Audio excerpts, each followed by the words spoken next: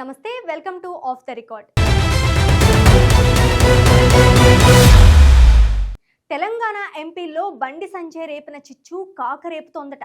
పంచాయతీ ఎన్నికల సమయంలో ఆయన ఇచ్చిన ఆఫర్ ఇప్పుడు బీజేపీ, కాంగ్రెస్ ఎంపీలకు తలనొప్పిగా మారినట్లు ప్రచారం జరుగుతోంది. ఇంతకీ బండి సంజయ్ ఏం చెప్పారు? ఆ మాటలు ఎలాంటి హీట్ రేపుతున్నాయి? Let's watch the story. ఓవైపు పంచాయతీ ఎన్నికల వేడుతూ తెలంగాణ రాజకీయాలు రోజుకో మలుపు తిరుగుతున్నాయి. గ్రామాల్లో పట్టు సాధించేందుకు ఎన్నికలు ప్రతి పార్టీకి చాలా కీలకంగా మారనున్నాయి. దీంతో అన్ని పార్టీలు రేసు గుర్రాల కోసం వెతుకుతున్నాయి. ఇప్పటికే రిజర్వేషన్ వారీగా అభ్యర్థులను గుర్తించే పనిలో ఉన్నాయి.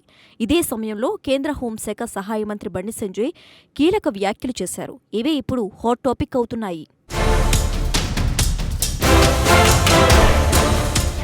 గ్రామ పంచాయతీ ఎన్నికల్లో బీజేపీ బలపరిచిన అభ్యర్థిని గెలిపిస్తే ఆ గ్రామ అభివృద్ధికి తాను వ్యక్తిగతంగా 10 లక్షల రూపాయలు ఇస్తానని బండి సంజయ్ కీలక వ్యాఖ్యలు చేశారు.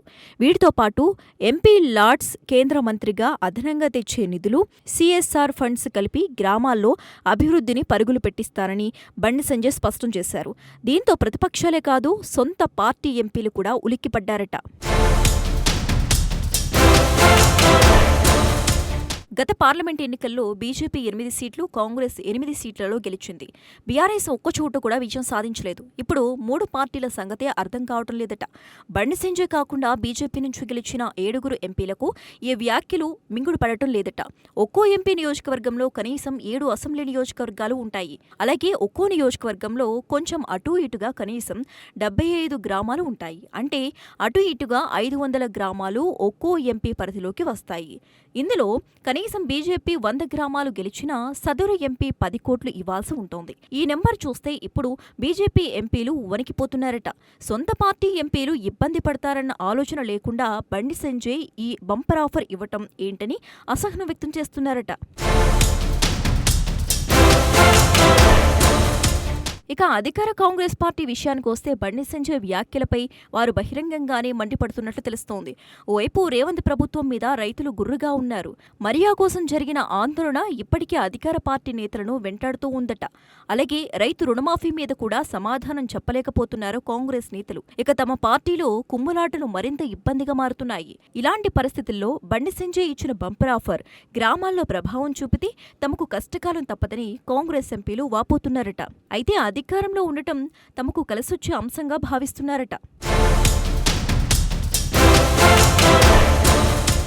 ఇక గత ఎన్నికల్లో ఒక ఎంపీ సీటు కూడా గెలుచుకోలేకపోయిన బీఆర్ఎస్ బండి సంజయ్ వ్యాఖ్యలపై ఆందోళన చెందుతుందట. రేవంత్ ప్రభుత్వం ఏర్పడిన తర్వాత జరిగిన 2 ఉప ఎన్నికల్లో బీఆర్ఎస్ సిట్టింగ్ సీట్లను కోల్పోయింది.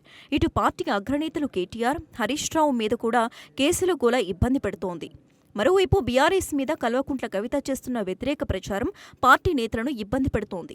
ఇలాంటి పరిస్థితుల్లో పంచాయతీ ఎన్నికలను ఎలా ఎదుర్కోవాలన్న దానిపై కసరత్తు చేస్తున్న బీఆర్ఎస్ నేతలు ఇప్పుడు బండి సంజయ్ ఇచ్చిన 10 లక్షల ఆఫర్ ఇరకాటంలో పెడుతోందట. నిజంగా బండి సంజయ్ 10 లక్షల ఆఫర్ వర్కౌట్ అవుతుందా అంటే ఇప్పటికే నిధుల్లేక ఇబ్బంది పడుతున్న చిన్న గ్రామాలకు వరం లాంటిదేనని విశ్లేషకులు చెబుతున్నారు.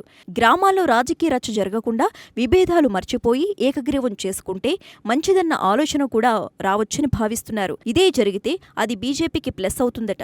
అంతేకాదు బండి సంజయ్ కామెంట్లు ఎన్నికల కోడ్ ఉల్లంఘన కిందకు వస్తుందని కూడా చెబుతున్నారు.